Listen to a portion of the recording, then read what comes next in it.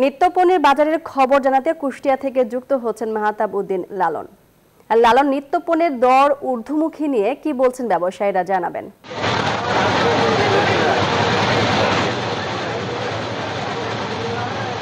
মাহমুদামণি, আমি কুষ্টিয়ার পৌরবাজারের যারা ব্যবসায়ী রয়েছেন তাদের সাথে কথা বলেছিলাম। খুচরা এবং পাইকারি উভয় ব্যবসায়ীরাই যেটি বলছেন যে আসলে সব ধরনের পণ্যের দামই কিন্তু আসলে বেশি, এবং তাদেরও বেশি দামে কিন্তু আসলে পণ্য ক্রয় করতে হচ্ছে বলে তারা দাবি করছেন। তারা বলছেন যে রমজান শুরুর আগে থেকেই কিন্তু রমজানে যেসব নিত্য প্রয়োজনীয় জিনিসপত্র রয়েছে সেগুলো সহ সব ধরনের জিনিসের দাম কিন্তু ঊর্ধ্বমুখী।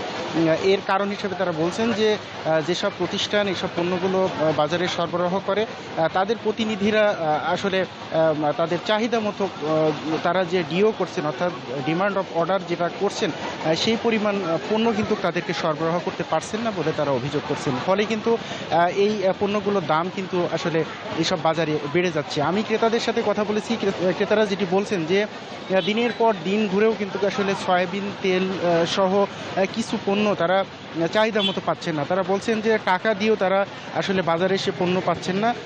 এখানে ব্যবসায়ীরা যেটি করছেন আসলে তারা কৃত্রিম সংকটও তৈরি করছেন বলে ক্রেতাদের কিছু অভিযোগ রয়েছে। তারা বলছেন যে যেসব পণ্যের চাহিদা বেশি থাকে সেসব পণ্য বাজারে ক্রাইসিস তৈরি করে আসলে ক্রেতাদের কাছ থেকে উচ্চ মূল্যে এই পণ্যগুলো বিক্রি করার অভিযোগ করছেন আসলে ক্রেতারা।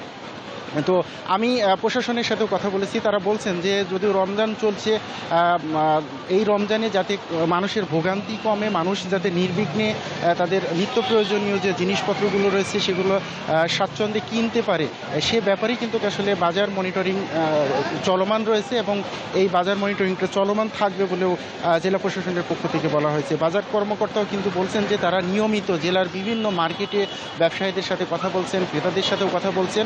কোথাও কোনো অভিযোগ থাকলে বা পেলে সেই অভিযোগের আলোকে তারা প্রয়োজনীয় ব্যবস্থা নেওয়ার কিন্তু প্রতিশ্রুতি দিচ্ছেন। মনি, আমি যদি আপনাকে এক লাইনে বলি, যত চেষ্টাই করা হচ্ছে না কেন প্রশাসনের পক্ষ থেকে আসলে সেই রকমের কোনো নজরদারি কুষ্টিয়ার বাজারে আমরা দেখছি না, যার কারণে কিন্তু আসলে ব্যবসায়ীরা এই বাজারটি এককভাবে নিয়ন্ত্রণে নিয়ে ক্রেতাদের পকেট কাটছেন। তো এই ছিল আমার কাছে আসলে কুষ্টিয়ার নিত্যপণ্যের বাজার নিয়ে সর্বশেষ। মাহমুদ। লালন, আপনাকে ধন্যবাদ।